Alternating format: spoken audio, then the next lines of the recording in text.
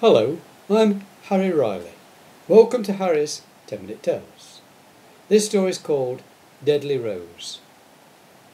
This tale is fiction, and resemblance to anyone living or dead is coincidental. Frank Furman was a short, stocky jobbing builder in a little village called Church Monkton, deep in the Derbyshire Dales. During 1976, he was in his early 40s, a married man with 2 young children to support. He would repair leaky roofs and unblock drains and do all manner of masonry repair work for the mainly elderly village residents. He was not ambitious, but liked the steady routine of his daily life. One day, whilst he was repointing the north wall of a Georgian cottage on the main street in the village, the vicar of All Saints came round and asked him to take a look at some church burial vaults that were subject to flooding, even in summer.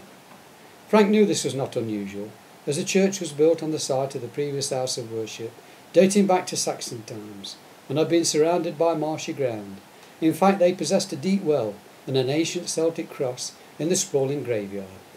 "Hi, John, leave it to me. I'll take a look for you later today."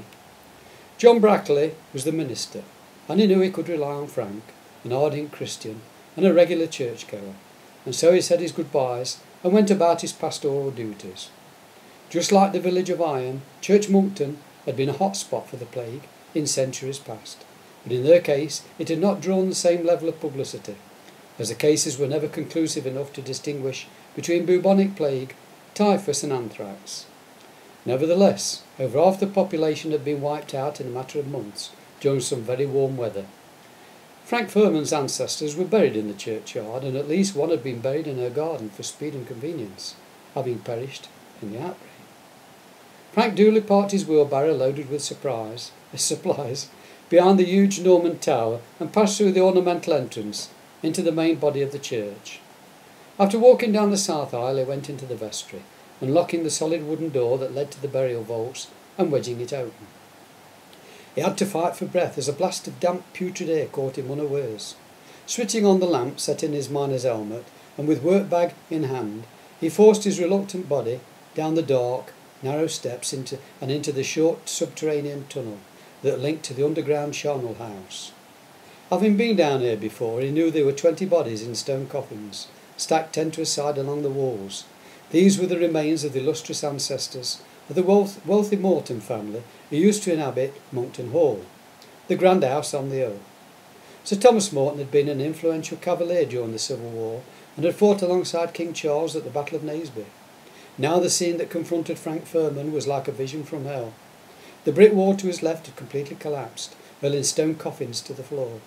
These in turn had cracked open, spilling human bones and skulls all over the floor, amongst the flood water and lumps of compacted earth.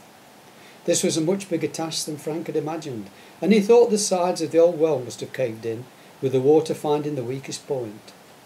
As the builder turned his headlamp from side to light up the shadows, a swarm of flying insects swirled above his head, and then he heard a sound that quickly gained in intensity, and with a great rustling at least a dozen black cats slithered past him and leapt up the steps to freedom.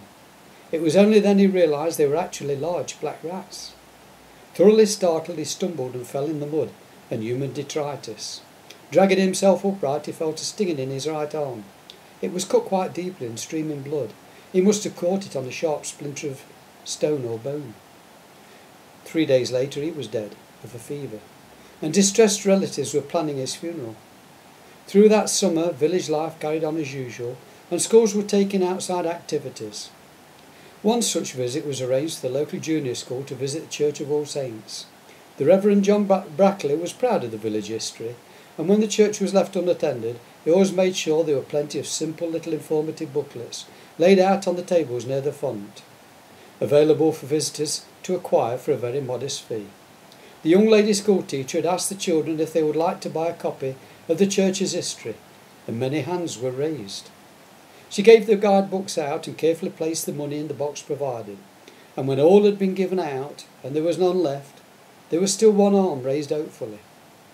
It belonged to a small child in the rear. He was Timothy Smallwood, and like his name he was bashful and diminutive, constantly being absent through coughs and colds. The vicar walked in just at this moment, and seizing up the situation, he asked the boy to come with him. They both went into the vestry where the printing stocks were kept. Several of these booklets were laid out on a small table, and the minister handed a dusty copy to the child, shaking his head when offered payment, and apologising for the dampness of the paper.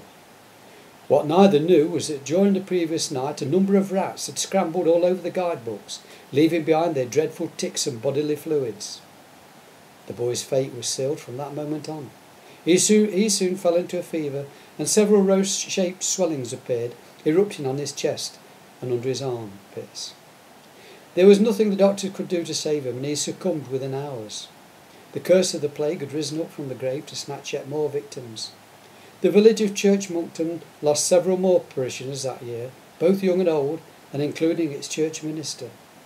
Local health authorities took great pains to hush the outbreak up as an unknown and mysterious virus, to avoid a dangerous panic. End.